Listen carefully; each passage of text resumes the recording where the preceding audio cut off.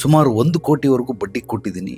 But ಒಂದು 7 ವರ್ಷ ಅದ್ಭುತವಾದ ಲಾಭನೂ ಬಂತು, ಚೆನ್ನಾಗೂ ನಡೀತಾ ಇತ್ತು. ಬಟ್ ಇತ್ತೀಚೆಗೆ 1 ವರ್ಷದಿಂದ ನನ್ನ ಜೀವನದಲ್ಲಿ ಏರುಪೇರುಗಳು ನಡೀತಾ ಇದೆ.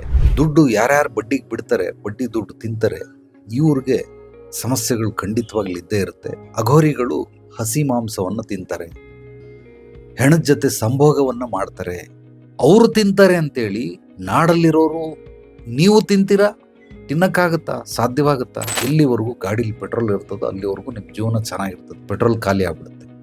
ನನ್ನ ಗಾಡೀಲಿರೋ ಪೆಟ್ರೋಲ್ ಮಾಡ್ತಾ ಇಲ್ಲ, ಜೀವನ ಅನ್ನೋ ಪೆಟ್ರೋಲ್. ಫೋನ್ ಮಾಡೋ ಅವ್ರಿವ್ರಿಗೆಲ್ಲ ಹೆಂಗಿದ್ಯಾ, ಏನ್ ಯಾತ್ತ ಗಂಟೆ ಮಾತಾಡು, ಕೆಲಸ ಮಾಡಂಗಿಲ್ವಲ್ಲ. ಇದು ಹೇಗೆ ಬಂದು ನಿಮ್ಮ ಕೈಗೆ ಸೇರಿತು ಇದು ಇಂಪಾರ್ಟೆಂಟ್ ಅಲ್ಲ, ಯಾವುದೋ ಒಂದು ಮೂಲದಿಂದ ಬಂದು ಸೇರಿತು. ಈಗ ಸೇರಿದ್ದನ್ನ ನೀವು ಹೇಗೆ ಖರ್ಚು ಮಾಡ್ತೀರಾ ಅನ್ನೋದು ಇಂಪಾರ್ಟೆಂಟ್.